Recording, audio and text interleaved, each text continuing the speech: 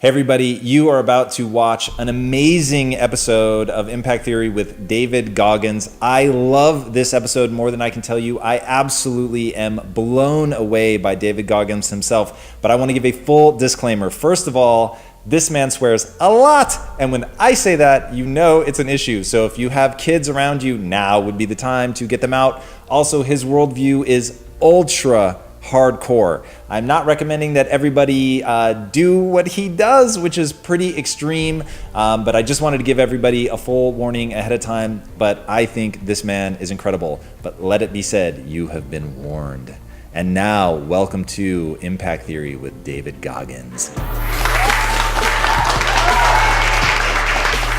Everybody, welcome to Impact Theory. You are here, my friends, because you believe that human potential is nearly limitless, but you know that having potential is not the same as actually doing something with it. So our goal with this show and company is to introduce you to the people and ideas that will help you actually execute on your dreams.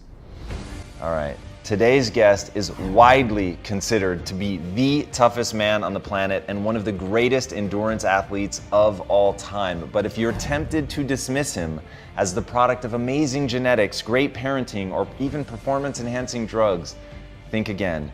He grew up in an abusive household, spent his high school years as one of only a small number of black kids in a tiny Indiana town roughly 20 miles from where the KKK was founded. He had to endure relentless bullying, and he barely managed to graduate with a 1.6 GPA. He struggled with obesity twice in his life, weighing in at over 300 pounds, had severe allergies, sickle cell trait, and a congenital heart disease that left him with a hole in his heart the size of a poker chip. He grew up feeling soft and weak with no self-esteem, but despite all of that, one day he decided he was going to stop saying woe is me and start kicking some ass. That set him on a path to transforming himself into the hardest man alive. Did he do it? Well, he's the only member of the U.S. Armed Forces to complete SEAL training, the U.S. Army Ranger School, and the Air Force Tactical Air Controller training.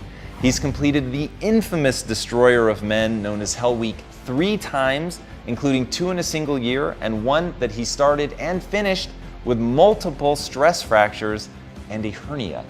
He served in combat in Iraq, was the bodyguard for the Iraqi Prime Minister. He once held the Guinness World Record for most pull-ups in 24 hours at 4,030. He's run eight consecutive 100-mile races over 8 back-to-back weekends. He ran over 7,000 miles in a single year, and that is the equivalent of running 267 marathons. I think it is abundantly clear that this man is a self-made beast. So please, help me in welcoming the man who once ran an ultra marathon with pneumonia, the king of no excuses, David Goggins. Thank you so much for coming on.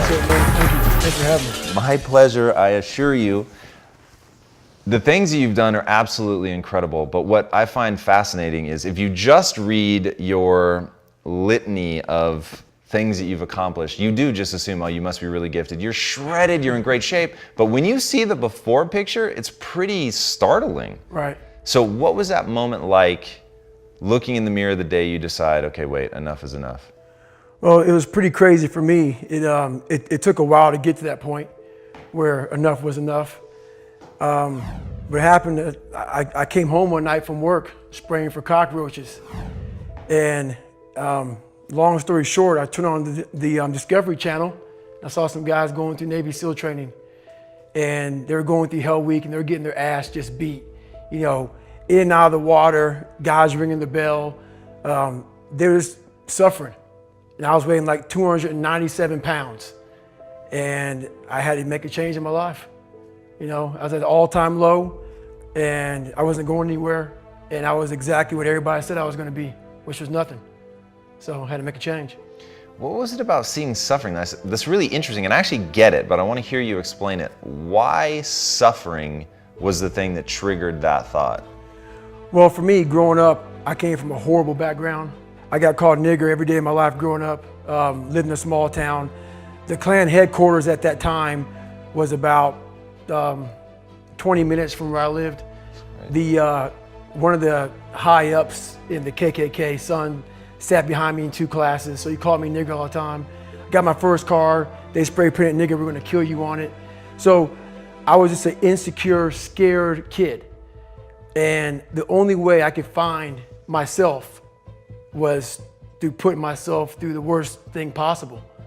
How'd you have the insight though? Like that's so counterintuitive. Like most people, that's precisely what they're trying to get away from. Right. So what was it in you at that moment? You're overweight, you've been bullied essentially your entire life up to that point. What makes you go, all right, motherfucker, like that's what I've got to do? Well, no one was helping me out. So my dad made my mom kind of irregular. So she worked 3 jobs, went to college full time, so she was never around. One time this person drew a picture of me and said, we're gonna kill you nigger on my Spanish notebook. Jesus. And I took it to my principal. And my principal said, they spelled nigger Niger. That was the best advice he can give me. So long story short, what I realized was no one was here to help me. And the feeling I had every morning, I started shaving my head when I was 16 years old. And the feeling I had every morning when I looked in the mirror was horrible. And I didn't want to feel like that anymore. And how I felt was a kid going nowhere, a kid that was scared. And most kids will accept that and look for help. But the best thing that happened to me, no one helped me. No one felt sorry for me. No one looked at me and said, like this day and age, they'll take you in and they'll tell everybody, stop picking on this person. Back then, they didn't care. The KKK marched in our 4th of July parades. They had to stay 100 yards back, but they marched in it. Wow. That's how this town was. And my mom cared about me, but my dad took our soul. And she did the best she could. I had to figure out I wasn't gonna be a punk kid all my life. So the only way I could turn it around was to suffer. I had to build calluses in my brain the same way I built calluses on my hands. So I broke the Guinness Book of World Records for pull-ups a long time ago, but I failed at it twice. And I did 67,000 pull-ups in trying to break this record. So to do 4,030 pull-ups, I had to do 67,000 for training for that. Wow. And so what I realized is for me to become the man I wanted to become, I saw myself as the weakest person God ever created. But I never blamed God for anything he did to me. So I wanted to change that to be the hardest man ever created. Am I that? I don't know, but you had to have a goal. And my goal when I was sitting there, not going to school, being bullied, having no self-esteem, my goal was the only person that's gonna turn this person around is me. The only way I can turn it around is put myself through the worst things possible a human being can ever endure. And that'd be the only way that I can build this brain to handle anything that comes in front of it, callousing my mind through pain and suffering. That's so powerful. It's such an amazing insight. So obviously listening to some of the stuff that you're talking about, and one thing that you say often is, it's hard to stay hard or get hard when you're living in, like you even said at one point, in a big mansion in Beverly Hills, right? So I was sitting there thinking, you're absolutely right. But what I find so interesting is how we, as a species, run from pain, we run from suffering.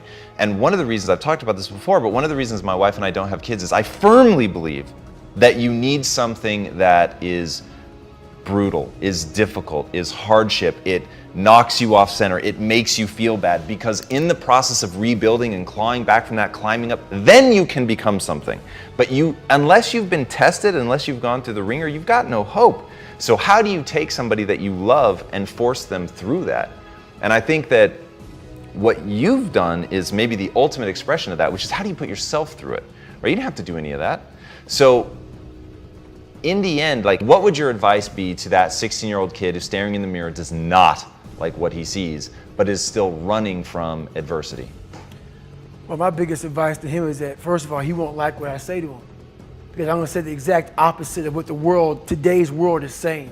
So we read a bunch of books nowadays. As humans, we want to find out how to be someone else.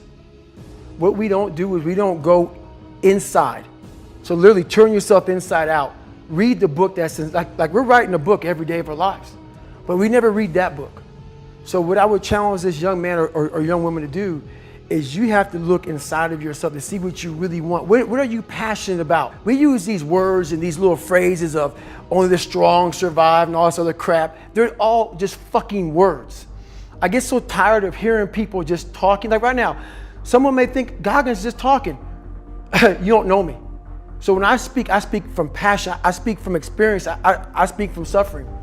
I have to tell this young man or woman that the only way I believe, and this is just my experience in life, the only way you're ever going to get to the other side of this journey is you have got to suffer to grow. To grow, you must suffer. And some people will get it and some people won't. But they have to see what their journey is to start their journey. Several people live to be 100 years old and they have great lives and they have great kids. Their kids go to college and all sort of stuff. But somewhere in their life, there was a point where they had a decision to make. They can go left or right on this path. Left was the easy route. Right was the hard route. A lot of people take the easy route. And they had a good life that way, but the better life was going to the right side. And you may have 20 years of pain and suffering to get past it, but a lot of us die never truly starting our journey. And I would tell this young person, you gotta start your journey. It may suck, but it will come out the other side where you're coasting. So it's really, I want to go back to what you're saying about that we write our own book, we're writing it every day, but we actually don't take the time to read it. So what do you, as you were saying that, here's what I was thinking, tell me if this is where you were going, that basically you're writing down these things that are sort of becoming your identity, about being weak, about avoiding suffering, about being soft, essentially. I mean, all the things sort of by default, they're in that camp. And as you were saying that, I was imagining you sort of taking that pen and beginning to write your own story and writing things that you knew, looking back on, that you would be proud of. Right. Like going through the military and doing the hardest training, some of the ultra endurance stuff that you've done, which is on broken feet. I mean, it's like so crazy. In fact, is that what you meant by writing that story? So what I meant by that is like every day we're seeing who we are as people. When I was growing up, I lied for people to accept me because I didn't accept myself. So I would make up stories so that you would accept me into your world. I would, everything I did was for someone else to like me. It wasn't until I started reading my own book about how pathetic I was as a human being. I could blame my dad, I could blame kids at school, I could blame having health issues, ADD, my mom not being around. Great mom, but she was doing her thing. Right. I could blame a lot of people. And that's the book I was reading. And I put it off on everybody else. It wasn't until I said, you know what, for me to fix this, I gotta read what the fuck is wrong with David Goggins? Not blame anybody. Read my book and say, okay, I'm afraid of my shadow. How can I overcome that? Go in the military, get your ass kicked, do things you hate to do, be uncomfortable every fucking day of your life. Roger that. I'm not the smartest kid in the world. Okay. Instead of somebody saying, oh no, you're smart. No, don't say that to yourself. I said to myself, no, I'm a dumb motherfucker. Okay, roger that. How you get smarter? Educate yourself. So the things that we run from the truth. We're running from the truth, man. So the only way I became successful was going towards the truth. As painful and as brutal as it is, it changed me. It allowed me to become, in my own right, who I am today.